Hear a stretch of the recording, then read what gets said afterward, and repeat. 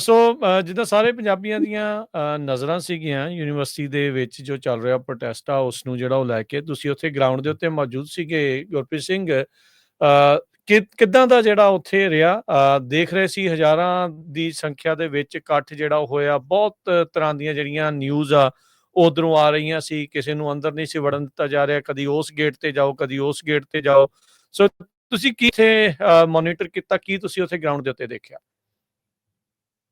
ਜੀ ਜੇਕਰ ਇਸ ਯੂਨੀਵਰਸਿਟੀ ਦੇ ਬਾਬਤ ਜਿਹੜਾ ਸਾਰਾ ਸ਼ੋਰ ਪਿਆ ਉਸ ਦੇ ਬਾਰੇ ਗੱਲ ਕਰੀਏ ਤਾਂ ਸਭ ਤੋਂ ਪਹਿਲਾਂ ਇਸ ਦੀ ਗਰਾਊਂਡ ਨੂੰ ਜੇ ਸਮਝੀਏ ਤਾਂ ਸੈਨੇਟ ਤੇ ਸਿੰਡੀਕੇਟ ਇਸ ਦੇ ਸੰਵਿਧਾਨ ਨੂੰ ਬਦਲਣ ਦੀ ਗੱਲ ਕੇਂਦਰ ਸਰਕਾਰ ਦੇ ਵੱਲੋਂ ਕੀਤੀ ਜਾਂਦੀ ਹੈ ਤੇ ਉਸ ਨੂੰ ਲੈ ਕੇ ਫਿਰ ਜਿਹੜੇ ਵਿਦਿਆਰਥੀ ਨੇ ਉਹਨਾਂ ਦੇ ਵਿੱਚ ਰੋਹ ਪੈਦਾ ਹੁੰਦਾ। ਉਸ ਤੋਂ ਪਹਿਲਾਂ ਇਹ ਰੋਹ ਪੈਦਾ ਉਸ ਸਮੇਂ ਹੋਇਆ ਜਦੋਂ ਪਹਿਲਾਂ ਤਾਂ ਸੱਤ ਜਥੇਬੰਦੀ ਦੇ ਵੱਲੋਂ ਸ਼੍ਰੀ ਗੁਰੂ ਤੇਗ ਬਹਾਦਰ ਜੀ ਦੇ ਸ਼ਹੀਦੀ ਦਿਹਾੜੇ ਨੂੰ ਸਮਰਪਿਤ ਇੱਕ ਪ੍ਰੋਗਰਾਮ ਰੱਖਿਆ ਜਾਂਦਾ ਹੈ, ਸੈਮੀਨਾਰ ਰੱਖਿਆ ਜਾਂਦਾ ਹੈ, ਉਸ ਲਈ ਇਜਾਜ਼ਤ ਨਹੀਂ ਦਿੱਤੀ ਜਾਂਦੀ ਹਾਲ ਵਰਤਣ ਦੀ। ਜੀ ਉਸ ਤੋਂ ਬਾਅਦ ਫਿਰ ਐਫੀਡੇਵਿਟ ਵਾਲੀ ਗੱਲ ਆਈ ਜਿਸ ਦੇ ਵਿੱਚ ਐਫੀਡੇਵਿਟ ਸਾਈਨ ਕਰਾਉਣ ਦੇ ਲਈ ਆਖਿਆ ਜਾਂਦਾ ਹੈ ਕਿ ਤੁਸੀਂ ਬਿਨਾਂ ਪਰਮਿਸ਼ਨ ਤੋਂ ਹੁਣ ਕੈਂਪਸ ਦੇ ਅੰਦਰ ਪ੍ਰੋਟੈਸਟ ਵੀ ਨਹੀਂ ਕਰ ਪਾਉਂਗੇ।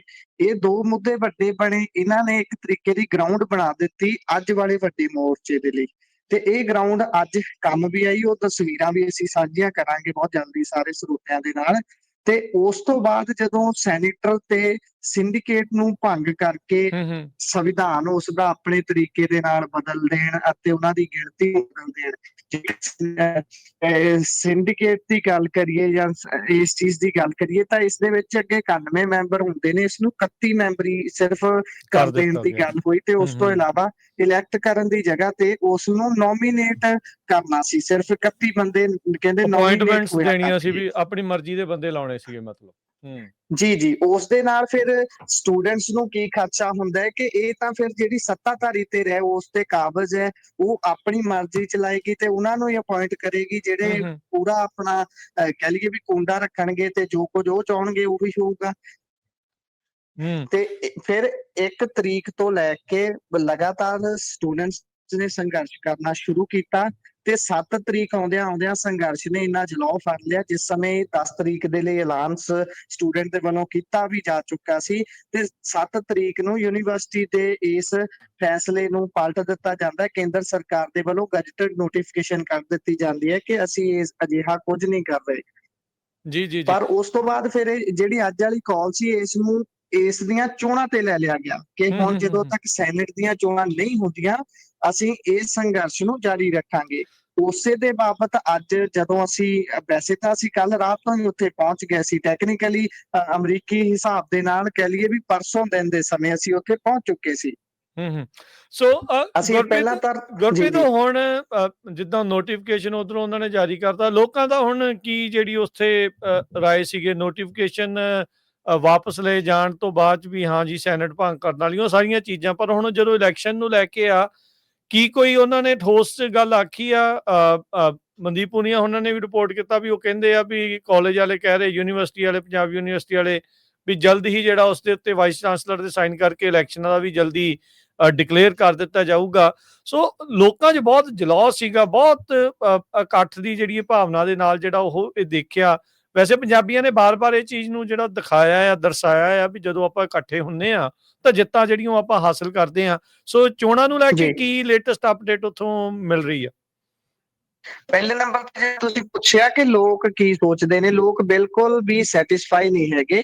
ਲੋਕਾਂ ਨੂੰ ਲੱਗਦਾ ਕਿ ਜੇਕਰ ਇਹਨਾਂ ਨੇ ਵਾਪਸ ਵੀ ਲੈ ਲਿਆ ਹੈ ਗੈਜਟਡ ਨੋਟੀਫਿਕੇਸ਼ਨ ਕਰਕੇ ਕਹਿ ਵੀ ਦਿੱਤਾ ਕਿ ਨਹੀਂ ਆਪਾਂ ਇਹ ਅਜਿਹਾ ਕੁਝ ਕਰਨਾ ਹੈ ਤਾਂ ਉਹਨਾਂ ਨੂੰ ਫਿਰ ਵੀ ਲੱਗਦਾ ਕਿ ਇਹਦੇ 'ਚ ਸਾਡੀ ਕੋਈ ਖੁਸ਼ ਹੋਣ ਵਾਲੀ ਚੀਜ਼ ਨਹੀਂ ਹੈ ਤੇ ਉਹਨਾਂ ਨੇ ਹੁਣ ਇਹ ਫੈਸਲਾ ਕੀਤਾ ਮੋਰਚੇ ਨੇ, ਯੂਨੀਵਰਸਿਟੀ ਬਚਾਓ ਮੋਰਚਾ ਜਿਹੜਾ ਹੈ ਉਹਨਾਂ ਦਾ ਇਹ ਕਹਿਣਾ ਹੈ ਕਿ ਜਦੋਂ ਤੱਕ ਕੇਂਦਰ ਨੂੰ ਭੇਜੀ ਗਈ ਜਿਹੜੀ ਤਜਵੀਜ਼ ਹੈ ਯੂਨੀਵਰਸਿਟੀ ਦੇ ਵੱਲੋਂ ਜਿਸ ਦੇ ਵਿੱਚ ਹੁਣ ਕੇਂਦਰ ਨੇ ਪੱਕੀ ਮੋਹਰ ਲਾਉਣੀ ਹੈ ਵੀ ਠੀਕ ਹੈ ਤੁਸੀਂ ਕਰਾ ਲਓ ਇਲੈਕਸ਼ਨਸ ਕਰਾ ਸਕਦੇ ਹੋ, ਜਦੋਂ ਤੱਕ ਕਹਿੰਦੇ ਵੀ ਉਹ ਵਾਲੀ ਨੋਟੀਫਿਕੇਸ਼ਨ ਸਾਡੇ ਹੱਥ 'ਚ ਨਹੀਂ ਆਉਂਦੀ ਅਸੀਂ ਉਦੋਂ ਤੱਕ ਇਹ ਮੋਰਚਾ ਏਦਾਂ ਹੀ ਜਾਰੀ ਰੱਖਾਂਗੇ। ਕਹਿਣ ਦਾ ਭਾਵ ਅੱਜ ਜੇਕਰ ਜਿਹੜੇ ਇਕੱਠ ਸੀ ਉਹ ਤਾਂ ਵਾਪਸ ਪਿੰਡਾਂ ਨੂੰ ਪਰਤ ਗਿਆ ਪਰ ਜਿਹੜਾ ਸਟੂਡੈਂਟਸ ਦਾ ਉੱਥੇ ਲੱਗਿਆ ਹੋਇਆ ਮੋਰਚਾ ਉਹ ਜਿਉਂ ਦੇ ਤਿਉਂ ਲੱਗਿਆ ਹੀ ਰਹੇਗਾ ਜਦੋਂ ਤੱਕ ਇਹ ਨੋਟੀਫਿਕੇਸ਼ਨ ਉਹਨਾਂ ਦੇ ਹੱਥ ਵਿੱਚ ਨਹੀਂ ਆ ਜਾਂਦਾ। ਇਹ ਪਹਿਲੀ ਜਿਹੜੀ ਨਰੋਲ ਅੱਜ ਦਾ ਫੈਸਲਾ ਉਹ ਤਾਂ ਇਹ ਹੈ। ਠੀਕ ਹੈ। ਤੇ ਜੇਕਰ ਜਿਸ ਤਰੀਕੇ ਦੇ ਨਾਲ ਅੱਜ ਦਾ ਸਾਰਾ ਮਾਹੌਲ ਸੀ, ਜੇ ਆਪਾਂ ਉਸ ਤੇ ਚੱਲੀਏ ਕਿ ਸਵੇਰ ਤੋਂ ਲੈ ਕੇ ਜਾਂ ਕੱਲ ਰਾਤ ਤੋਂ ਲੈ ਕੇ ਟਾਈਮਲਾਈਨ ਜਿਹੜੀ ਸੀਗੀ ਉਹਦੇ ਅਕੋਰਡਿੰਗਲੀ ਕੀ ਹੁੰਦਾ ਰਿਹਾ। ਕੱਲ ਰਾਤ ਤੋਂ ਹੀ ਯੂਨੀਵਰਸਿਟੀ ਦੇ ਗੇਟ ਬੰਦ ਹੋਣੇ ਸ਼ੁਰੂ ਹੋ ਗਏ ਸੀ। ਜਦੋਂ ਕਹਿਣ ਦਾ ਭਾਵ ਵੀ ਦਿਨ ਜਿੱਦਾਂ ਜਿੱਦਾਂ ਨੇੜੇ ਆਉਂਦਾ ਜਾ ਰਿਹਾ ਸੀ, ਸਮਾਂ ਨੇੜੇ ਆਉਂਦਾ ਜਾ ਰਿਹਾ ਸੀ, ਗੇਟ ਬੰਦ ਹੋਣੇ ਯੂਨੀਵਰਸਿਟੀ ਦੇ ਸ਼ੁਰੂ ਹੋ ਗਏ ਤੇ ਪ੍ਰਸ਼ਾਸਨ ਨੇ ਤੰਗ ਕਰਨਾ ਸ਼ੁਰੂ ਕਰ ਦਿੱਤਾ। ਜੇਕਰ ਸਾਊਂਡ ਵਾਲੀ ਗੱਡੀ ਆ ਰਹੀ ਸੀ ਤਾਂ ਸਾਊਂਡ ਦੀ ਪਰਮਿਸ਼ਨ ਨਾ ਹੋਣ ਦੀ ਗੱਲ ਕਹਿ ਕੇ ਰੋਕਿਆ ਜਾ ਰਿਹਾ ਸੀ। ਜੇਕਰ ਟੈਂਟ ਦੀ ਗੱਡੀ ਆ ਰਹੀ ਸੀ ਤਾਂ ਟੈਂਟ ਦੀ ਪਰਮਿਸ਼ਨ ਨਾ ਹੋਣ ਦੀ ਗੱਲ ਕਹਿ ਕੇ ਰੋਕਿਆ ਜਾ ਰਿਹਾ ਸੀ। ਤੇ ਉਸ ਤੋਂ ਬਾਅਦ ਐਸਐਸਪੀ ਜਿਹੜੇ ਨੇ ਉਹ ਉਹਨਾਂ ਨੂੰ ਵਿਦਿਆਰਥੀਆਂ ਨੂੰ ਬੁਲਾਉਂਦੇ ਨੇ ਕਿ ਤੁਸੀਂ ਸਾਡੇ ਨਾਲ ਤਾਂ ਡਿਸਕਸ ਹੀ ਨਹੀਂ ਕੀਤਾ ਕਿ ਤੁਸੀਂ ਕਿੰਨਾ ਇਕੱਠ ਕਰ ਰਹੇ ਹੋ ਜਾਂ ਫਿਰ ਤੁਹਾਡੀ ਕੀ ਰੂਪ ਰੇਖਾ ਰਹੂਗੀ, ਕਿੰਨੇ ਸਮੇਂ ਲਈ ਰਹੂਗੀ। ਤਾਂ ਕਹਿਣ ਦਾ ਭਾਵ ਵੀ ਪੂਰੇ ਤਰੀਕੇ ਨਾਲ ਸਾਰੀ ਰਾਤ ਵਿਦਿਆਰਥੀਆਂ ਨੂੰ ਉਲਝਾਉਣ ਦੀ ਕੋਸ਼ਿਸ਼ ਜਾਰੀ ਰਹੀ। ਲਗਾਤਾਰ ਸਵੇਰ ਦੇ 4 ਵਜੇ ਜਾ ਕੇ ਤਾਂ ਉੱਥੇ ਸਟੇਜ ਵਗੈਰਾ ਲਗਾਉਣ ਦੇ ਲਈ ਅੰਦਰ ਸਮਾਨ ਵੜਨ ਦਿੱਤਾ ਜਾਂਦਾ ਹੈ ਤੇ ਉਸ ਤੋਂ ਬਾਅਦ ਫਿਰ ਜਦੋਂ ਸਮਾਨ ਲੱਗਦਾ ਹੈ ਤਾਂ ਫਿਰ ਅਗਲੇ ਦਿਨ ਸਵੇਰ ਦੀ ਰੂਪ ਰੇਖਾ ਜੇ ਟਾਈਮਲਾਈਨ ਤੇ ਆਈਏ ਤਾਂ ਤਕਰੀਬਨ ਅਸੀਂ 8:30 ਦੇ ਕਰੀਬ ਚੰਡੀਗੜ੍ਹ ਦੇ ਵਿੱਚ ਐਂਟਰ ਹੋਣ ਲਈ ਪਹੁੰਚਦੇ ਹਾਂ।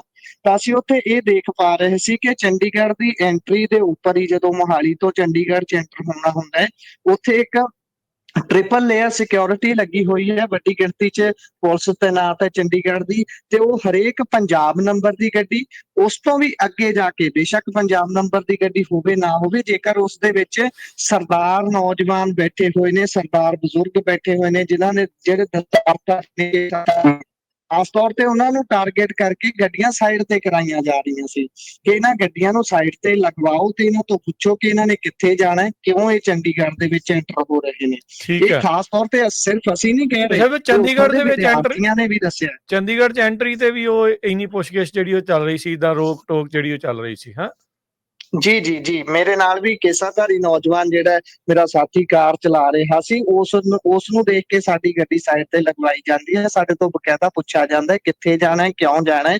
ਅਸੀਂ ਉਹਨਾਂ ਨੂੰ ਉਲਝਾ ਕੇ ਉੱਥੋਂ ਨਿਕਲਣ 'ਚ ਸਫਲ ਹੋਏ ਹਾਂ। ਤੇ ਉਸ ਤੋਂ ਬਾਅਦ ਜਦੋਂ ਅੱਗੇ ਗਏ ਆ, ਫਿਰ ਅਸੀਂ ਯੂਨੀਵਰਸਿਟੀ ਦੇ ਗੇਟਾਂ ਤੇ ਪਹੁੰਚਦੇ ਹਾਂ। ਯੂਨੀਵਰਸਿਟੀ ਦੇ ਗੇਟ ਨੰਬਰ 3 ਦੇ ਉੱਪਰ ਪਹਿਲਾਂ ਗਏ, ਉੱਥੇ ਵੱਡੀ ਬੈਰੀਕੇਟਿੰਗ। ਯੂਨੀਵਰਸਿਟੀ ਦੇ ਗੇਟ ਨੰਬਰ 2 ਦੇ ਉੱਪਰ ਗਏ, ਉੱਥੇ ਬਹੁਤ ਵੱਡੀ ਬੈਰੀਕੇਟਿੰਗ ਲੱਗੀ ਹੋਈ ਸੀ। ਤੇ ਯੂਨੀਵਰਸਿਟੀ ਦੇ ਗੇਟ ਨੰਬਰ 2 ਦੇ ਅੱਗੇ ਕਾਫੀ ਖੁੱਲੀ ਜਗ੍ਹਾ ਹੈ, ਕਾਫੀ ਵੱਡੀ ਮਾਰਕੀਟ ਹੈ, ਜਿੱਥੇ ਆਮ ਤੌਰ ਤੇ ਲੋਕਾਂ ਦਾ ਤਾਂਤਾ ਲੱਗਿਆ ਰਹਿੰਦਾ ਹੈ। ਤੇ ਉੱਥੇ ਜਿਹੜੇ ਆਮ ਵਿਅਕਤੀ ਵੀ ਸੀ ਉਹਨਾਂ ਨੂੰ ਵੀ ਪਰੇਸ਼ਾਨ ਕੀਤਾ ਜਾ ਰਿਹਾ ਸੀ ਪੁਲਿਸ ਦੇ ਵੱਲੋਂ। ਤੁਸੀਂ ਦੇਖ ਸਕਦੇ ਹੋ ਕਿ ਕਿਸ ਤਰੀਕੇ ਦੇ ਨਾਲ ਇੱਕ ਤਰੀਕੇ ਦੀ ਅਨਾਰਕੀ ਫੈਲਾਉਣ ਦੀ ਕੋਸ਼ਿਸ਼ ਕੀਤੀ ਜਾ ਰਹੀ। ਬਿਲਕੁਲ ਬਿਲਕੁਲ। ਸੋ ਨਿਆਣਿਆਂ ਨੂੰ ਜਾਣ ਨਹੀਂ ਦੇਣਾ, ਕਿਸੇ ਨੂੰ ਆਉਣ ਨਹੀਂ ਦੇਣਾ। ਸੋ ਰੋਕ ਟੋਕ ਜਿਹੜੀ ਉਹਨਾਂ ਨੇ ਜਿਹੜੀ ਉਹ ਪੂਰੀ ਕੀਤੀ। ਬੈਰੀਕੇਡਿੰਗ ਤੋੜ ਹੋਈ, ਉਹਨਾਂ ਨੇ ਲਾਠੀ ਚਾਰਜ ਇਹ ਵੀ ਸਾਰਾ ਕੁਝ ਉੱਥੇ ਵਾਪਰਿਆ। ਜੀ ਜੀ, ਇਹ ਵਾਪਰਿਆ ਖਾਸ ਤੌਰ ਤੇ ਜਦੋਂ ਸੁਹਾਣਾ ਸਾਹਿਬ ਗੁਰਦੁਆਰਾ ਅੰਬ ਸਾਹਿਬ ਤੋਂ ਵੱਖ-ਵੱਖ ਜਥੇਬੰਦੀਆਂ ਨੇ ਵੱਖ-ਵੱਖ ਸਪੌਟ ਚੂਜ਼ ਕੀਤੇ ਹੋਏ ਸੀ, ਖਾਸ ਤੌਰ ਤੇ ਇਹ ਗੁਰਦੁਆਰਾ ਸਾਹਿਬ, ਕਿ ਅਸੀਂ ਇੱਥੋਂ ਚੱਲਾਂਗੇ। ਜਿਸ ਤਰੀਕੇ ਦੇ ਨਾਲ ਉਹ ਚੰਡੀਗੜ੍ਹ ਦੀਆਂ ਬਰੂਹਾਂ ਤੇ ਪਹੁੰਚੇ, ਉਹਨਾਂ ਨੂੰ ਰੋਕਣ ਦੀ ਕੋਸ਼ਿਸ਼ ਪੁਲਿਸ ਨੇ ਹਰ ਸੰਭਵ ਯਤਨ ਕੀਤਾ। ਬਹੁਤ ਸਾਰੀਆਂ ਜਥੇਬੰਦੀਆਂ ਨੇ ਫੈਸਲਾ ਵੀ ਕੀਤਾ ਵੀ ਜਿੱਥੇ ਰੋਕਣਗੇ ਆਪਾਂ ਉੱਥੇ ਹੀ ਰੋਡ ਜਾਮ ਕਰ ਦਿਆਂਗੇ। ਅਜਿਹਾ ਹੀ ਹੋਇਆ। ਤੁਸੀਂ ਹੈਰਾਨ ਰਹਿ ਜਾਓਗੇ ਕਿ ਜਿਹੜੀਆਂ ਪੰਜਾਬ ਦੀਆਂ ਚੋਟੀ ਦੀਆਂ ਜਥੇਬੰਦੀਆਂ ਨੇ, ਉਹ ਵੀ ਤਕਰੀਬਨ 4 ਵਜੇ ਜਾ ਕੇ ਜਥੇਬੰਦੀਆਂ ਖੁਦ ਆਪ ਉੱਥੇ ਸਟੇਜ ਤੇ ਪਹੁੰਚੀਆਂ ਨੇ। ਇੰਨਾ ਸਮਾਂ ਤੱਕ ਖੱਜਲ ਕੀਤਾ ਗਿਆ ਜਥੇਬੰਦੀਆਂ ਦੇ ਵੱਲੋਂ, ਸੌਰੀ ਪੁਲਿਸ ਦੇ ਵੱਲੋਂ ਜਥੇਬੰਦੀਆਂ ਨੂੰ। ਇਹ ਹਾਲਾਤ ਰਹੇ। ਠੀਕ ਹੈ। ਕਿਸਾਨ ਜਥੇਬੰਦੀਆਂ ਨੇ ਵੀ ਸਾਥ ਦਿੱਤੀ। ਸੱਥ ਵਾਲੇ ਜਿਹੜੇ ਸੀਗੇ, ਹੋਰ ਜਿਹੜੇ ਸਟੂਡੈਂਟ ਵਾਲੇ ਜਥੇਬੰਦੀਆਂ ਸਾਰੀਆਂ ਇਕੱਠੀਆਂ ਨਜ਼ਰ ਆਈਆਂ ਉਹਨਾਂ ਇੱਥੇ। ਜੀ, ਤਕਰੀਬਨ ਪੰਜਾਬ ਦੀਆਂ ਸਾਰੀਆਂ ਕਿਸਾਨ ਜਥੇਬੰਦੀਆਂ, ਜਿਹਦੇ ਵਿੱਚ ਕਹਿ ਲਈਏ ਵੀ ਜਿਹੜੀਆਂ ਸਾਰੀਆਂ ਗੈਰ ਰਾਜਨੀਤਿਕ ਜਾਂ ਰਾਜਨੀਤਿਕ ਕਿਸਾਨ ਜਥੇਬੰਦੀਆਂ ਅਲੱਗ-ਅਲੱਗ ਹੋਈਆਂ ਨੇ, ਉਹ ਉਸ ਤੋਂ ਇਲਾਵਾ ਹੋਰ ਸਮਾਜਿਕ ਜਥੇਬੰਦੀਆਂ, ਮਜ਼ਦੂਰ ਜਥੇਬੰਦੀਆਂ, ਇੱਥੋਂ ਤੱਕ ਕਿ ਹਰਿਆਣਾ ਅਤੇ ਹਿਮਾਚਲ ਦੀਆਂ ਵੀ ਬਹੁਤ ਸਾਰੀਆਂ ਜਥੇਬੰਦੀਆਂ ਸੀ ਜਿਹੜੀਆਂ ਆਪ ਉੱਥੇ ਪਹੁੰਚੀਆਂ ਹੋਈਆਂ ਸੀ, ਆਗੂ ਪਹੁੰਚੇ ਹੋਏ ਸੀ। ਕਹਿਣ ਦਾ ਭਾਵ ਪਹਿਲੇ ਨੰਬਰ ਤੇ ਤਾਂ ਇਹ ਗੱਲ ਜਿਹੜੀ ਪਾੜ ਪਾਉਣ ਵਾਲੀ ਕੋਸ਼ਿਸ਼ ਕੀਤੀ ਜਾਂਦੀ ਹੈ, ਪੰਜਾਬ ਨੂੰ ਅਲੱਗ ਦਿਖਾਉਣ ਵਾਲੀ ਕੋਸ਼ਿਸ਼ ਕੀਤੀ ਜਾਂਦੀ ਹੈ, ਉਹ ਸਰਕਾਰ ਦੀ ਨਾਕਾਮ ਹੋਈ ਹੈ। ਕਿਉਂਕਿ ਅਸੀਂ ਅੱਖੀਂ ਦੇਖੇ ਨੇ ਕਿ ਉੱਥੇ ਸਟੇਜ ਦੇ ਆਸ-ਪਾਸ ਜਾਂ ਫਿਰ ਲੰਗਰ 'ਚ ਸੇਵਾ ਕਰਦੇ ਹੋਏ ਹਰਿਆਣੇ ਅਤੇ ਹਿਮਾਚਲ ਦੇ ਨੌਜਵਾਨ ਤੱਕ ਵੀ ਲੱਗੇ ਹੋਏ ਸੀ। ਠੀਕ ਹੈ। ਇਹੋ ਜੀ ਕੋਈ ਗੱਲ ਨਹੀਂ ਹੈ ਕਿ ਪੰਜਾਬ ਦਾ ਇਕੱਲਾ ਸੰਘਰਸ਼ ਸੀ। ਸਾਰੇ ਕਹਿ ਲਈਏ ਵੀ ਵਿਦਿਆਰਥੀਆਂ ਦਾ ਸੰਘਰਸ਼ ਸੀ। ਇਸ ਤੋਂ ਬਾਅਦ ਮੈਂ ਰੂਪ ਰੇਖਾ ਇੱਕ ਵਾਰੀ ਸਾਰੀ ਦੱਸ ਦੇਣਾ ਚਾਹੁੰਦਾ ਕਿ ਜਿਸ ਸਮੇਂ ਉੱਥੇ 2 ਨੰਬਰ ਗੇਟ ਦੇ ਅੱਗੇ ਰੋਕਿਆ ਜਾ ਰਿਹਾ ਸੀ। ਸਾਰਿਆਂ ਨੂੰ ਇੱਕ ਤਰੀਕੇ ਦੇ ਨਾਲ ਬੱਸਾਂ ਲਗਾਈਆਂ ਹੋਈਆਂ ਸੀ, ਉਸ ਦੇ ਵਿੱਚ ਡਿਟੇਨ ਕਰਕੇ ਪਾਇਆ ਜਾ ਰਿਹਾ ਸੀ, ਧੱਕੇ ਦੇ ਨਾਲ ਲਿਜਾਇਆ ਜਾ ਰਿਹਾ ਸੀ, ਬਹੁਤ ਤਸ਼ੱਦਦ ਵੀ ਕੀਤਾ ਜਾ ਰਿਹਾ ਸੀ। ਕਈ ਤਸਵੀਰਾਂ ਅਸੀਂ ਕੈਦ ਕੀਤੀਆਂ ਨੇ ਖੁਦ, ਤੇ ਉੱਥੇ ਕਿਸੇ ਨੂੰ ਰੁਕਣ ਨਹੀਂ ਦਿੱਤਾ ਜਾ ਰਿਹਾ ਸੀ, ਜਿਸ ਤੋਂ ਬਾਅਦ ਸ਼ਾਇਦ ਇੰਟੈਲੀਜੈਂਸੀ ਦੀ ਫੇਲੀਅਰ ਹੈ ਜਾਂ ਕੁਝ ਵੀ ਹੈ, ਵੱਡੀ ਗਿਣਤੀ ਦੇ ਵਿੱਚ ਕਿਸੇ ਪਾਸੋਂ ਸਟੂਡੈਂਟਸ ਦਾ ਜੱਥਾ ਆਉਂਦਾ ਜਿਹੜਾ ਕਿ ਬਹੁਤ ਵੱਡੀ ਗਿਣਤੀ 'ਚ ਸੀ, ਸ਼ਾਇਦ 1500 ਤੋਂ 2000 ਦੀ ਗਿਣਤੀ ਦੇ ਵਿੱਚ ਉਹ ਵਿਦਿਆਰਥੀ ਹੋਣਗੇ।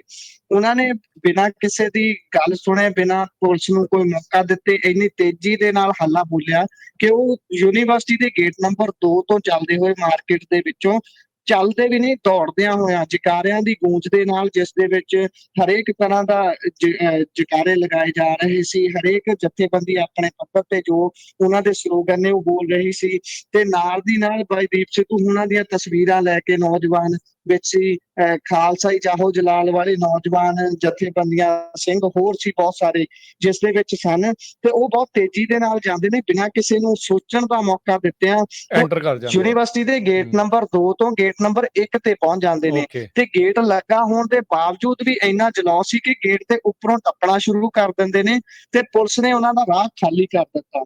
ਇਹ ਸਥਿਤੀ ਜਾ ਕੇ ਬਣਦੀ ਹੈ ਤਕਰੀਬਨ 12 12:30 ਵਜੇ, ਤੇ ਉਸ ਤੋਂ ਬਾਅਦ ਫਿਰ ਜੋ ਕੁਝ ਹੋਇਆ ਉਹ ਤੁਸੀਂ ਸਾਰਿਆਂ ਨੇ ਦੇਖਿਆ ਕਿ ਸਟੇਜ ਸ਼ੁਰੂ ਹੋ ਗਈ, ਸਟੇਜ ਸੱਜ ਗਈ, ਕਿਉਂਕਿ ਫਿਰ ਮਜਬੂਰਨ ਯੂਨੀਵਰਸਿਟੀ ਦੇ ਗੇਟ ਖੋਲਣੇ ਪੈ ਗਏ, ਉਹ ਵੀ ਸਿਰਫ ਗੇਟ ਨੰਬਰ 1, ਕਿਉਂਕਿ ਸਟੂਡੈਂਟਸ ਨੇ ਇੰਨੇ ਹੱਲੇ ਦੇ ਨਾਲ ਇੱਕ ਤਰੀਕੇ ਦੇ ਨਾਲ ਉੱਥੇ ਐਂਟਰੀ ਕੀਤੀ ਕਿ ਸਾਰੇ ਪੁਲਿਸ ਮੁਲਾਜ਼ਮ ਪਿੱਛੇ ਹਟ ਗਏ, ਜਿਸ ਤੋਂ ਬਾਅਦ ਇਹ ਪ੍ਰੋਗਰਾਮ ਇੱਕ ਤਰੀਕੇ ਦੇ ਨਾਲ ਨੇਪਰੇ ਚੜਿਆ, ਬੜਾ ਸਫਲਤਾਪੂਰਵਕ ਨੇਪਰੇ ਚੜਿਆ ਜੀ। ਜੀ ਨਹੀਂ ਗੁਰਪ੍ਰੀਤ, ਚਲੋ ਥੈਂਕ ਯੂ ਤੁਹਾਡਾ, ਤੁਸੀਂ ਉੱਥੇ ਪਹੁੰਚੇ ਸੀਗੇ, ਤੇ ਇਹ ਜਿਹੜੀ ਸਾਰੀ ਕਵਰੇਜ, ਇਹ ਸਾਰੀਆਂ ਗੱਲਾਂ, ਇਹ ਜਿਹੜੀਆਂ ਤਸਵੀਰਾਂ, ਇਹ ਸਾਰੀਆਂ ਵੀਡੀਓਜ਼ ਆ, ਜਲਦੀ ਪੰਜਾਬੀ ਰੇਡੀਓ ਦੇ ਸੋਸ਼ਲ ਮੀਡੀਆ ਪੇਜ ਦੇ ਉੱਤੇ ਵੀ ਜਿਹੜੀਆਂ ਉਹ ਪੈਣਗੀਆਂ। ਕਿਤੇ ਨਾ ਕਿਤੇ ਇਹ ਆਪਾਂ ਜ਼ਰੂਰ ਸਮਝਦੇ ਹਾਂ, ਤੇ ਇਹ ਅੰਡਰਸਟੈਂਡ ਆਪਾਂ ਕਰ ਰਹੇ ਹਾਂ ਵੀ ਲੋਕ ਜਾਗਰੂਕ ਹੋ ਰਹੇ ਆ, ਵਿਦਿਆਰਥੀ ਜਾਗਰੂਕ ਹੋ ਰਹੇ ਆ। ਫੈਡਰਲਿਜ਼ਮ ਦਾ ਜਿਹੜਾ ਢਾਂਚਾ, ਸੈਂਟਰ ਦਾ ਜਿਹੜਾ ਕੰਟਰੋਲ ਹਰ ਇੱਕ ਸੰਸਥਾ ਦੇ ਉੱਤੇ, ਹਰ ਇੱਕ ਚੀਜ਼ ਦੇ ਉੱਤੇ ਜਿਹੜਾ ਕਰਨ ਦੀ ਉਹਨਾਂ ਦੀ ਕੋਸ਼ਿਸ਼ ਚੱਲ ਰਹੀ ਆ, ਉਸ ਨੂੰ ਲੈ ਕੇ ਲੋਕ, ਵਿਦਿਆਰਥੀ ਸਾਰੇ ਜਾਣੇ ਸੁਚੇਤ ਨੇ, ਤੇ ਇਹ ਹਮਲਾ ਕਿਤੇ ਨਾ ਕਿਤੇ ਕਹਿ ਸਕਦੇ ਹਾਂ ਵੀ ਇਹ ਪੀਯੂ ਦੀ ਇਕੱਲੀ ਸੈਨੇਟ ਦੇ ਉੱਤੇ ਜਾਂ ਪੀਯੂ ਦੇ ਉੱਤੇ ਹੀ ਹਮਲਾ ਨਹੀਂ ਸੀਗਾ, ਇਹ ਇੱਕ ਉਸ ਪੂਰੇ ਢਾਂਚੇ ਦੇ ਉੱਤੇ ਹਮਲਾ ਸੀਗਾ ਕੇਂਦਰ ਦੀ ਜਿਹੜਾ ਸਰਕਾਰ ਦਾ, ਜਿਸ ਨੂੰ ਹਾਲ ਦੀ ਘੜੀ ਜਿਹੜੇ ਪੰਜਾਬੀ ਆ, ਪੰਜਾਬ ਯੂਨੀਵਰਸਿਟੀ ਵਾਲੇ ਵਿਦਿਆਰਥੀ ਆ, ਸਾਰੇ ਜਾਣੇ ਮਿਲ ਜੁਲ ਕੇ ਰੋਕਣ ਦੇ ਵਿੱਚ ਕਾਮਯਾਬ ਜਿਹੜੇ ਉਹ ਰਹੇ ਨੇ, ਤੇ ਆਪਾਂ ਇਹੀ ਉਮੀਦ ਕਰਦੇ ਹਾਂ ਵੀ ਆਉਂਦੇ ਸਮੇਂ ਦੇ ਵਿੱਚ ਵੀ ਇਹ ਕਾਮਯਾਬੀ ਜਿਹੜੀ ਉਹ ਮਿਲਦੀ ਜਿਹੜੀ ਉਹ ਆਪਾਂ ਨੂੰ ਰਹੂਗੀ। ਸੋ ਗੁਰਪ੍ਰੀਤ, ਜਲਦ ਹੀ ਸਾਨੂੰ ਇੰਤਜ਼ਾਰ ਰਹੇਗਾ ਸੋਸ਼ਲ ਮੀਡੀਆ ਦੇ ਪੇਜਿਸ ਦੇ ਉੱਤੇ, ਪੰਜਾਬੀ ਰੇਡੀਓ USA ਦੇ ਉੱਤੇ ਇਹ ਸਾਰੀ ਜਿਹੜੀ ਉਹ ਕਵਰੇਜ ਦਾ, ਇਹ ਸਾਰੀਆਂ ਗੱਲਾਂ ਬਾਤਾਂ ਦਾ, ਤੇ ਆਪਾਂ ਨੂੰ ਪਤਾ ਵੀ ਹੋਰ ਵੀ ਬਹੁਤ ਸਾਰੇ ਲੋਕਾਂ ਦੇ ਨਾਲ ਉਸ ਦੇ ਵਿੱਚ ਗੱਲਬਾਤ ਜਿਹੜੀ ਉਹ ਹੋਵੇਗੀ, ਜੋ ਆਪਣੇ ਉਸ ਦੇ ਵਿੱਚ ਵਿਚਾਰ ਸਾਂਝੇ ਕਰਨਗੇ। ਅਪਡੇਟ ਦੇਣ ਦੇ ਲਈ ਬਹੁਤ ਧੰਨਵਾਦ ਗੁਰਪ੍ਰੀਤ, ਮਿਹਰਬਾਨੀ, ਸ਼ੁਕਰੀਆ, ਸਤਿ ਸ਼੍ਰੀ ਅਕਾਲ ਜੀ। ਸ਼ੁਕਰੀਆ, ਧੰਨਵਾਦ ਜੀ। ਸੋ ਇਹ ਸਨ ਗੁਰਪ੍ਰੀਤ ਸਿੰਘ, ਇਸ ਟਾਈਮ ਪੰਜਾਬ ਤੋਂ ਆਪਣੇ ਨਾਲ, ਪੰਜਾਬ ਤੋਂ ਜਿਹੜੇ ਪੱਤਰਕਾਰ ਨੇ ਤੇ ਔਨ ਗਰਾਊਂਡ ਜਿਹੜੇ ਆ ਉਹ ਮੌਜੂਦ ਸੀਗੇ, ਤੇ ਉਹਨਾਂ ਨੇ ਆਪਣੇ ਨਾਲ ਇਹ ਜਿਹੜੀਆਂ ਜਾਣਕਾਰੀਆਂ ਆ ਉਹ ਸਾਂਝੀਆਂ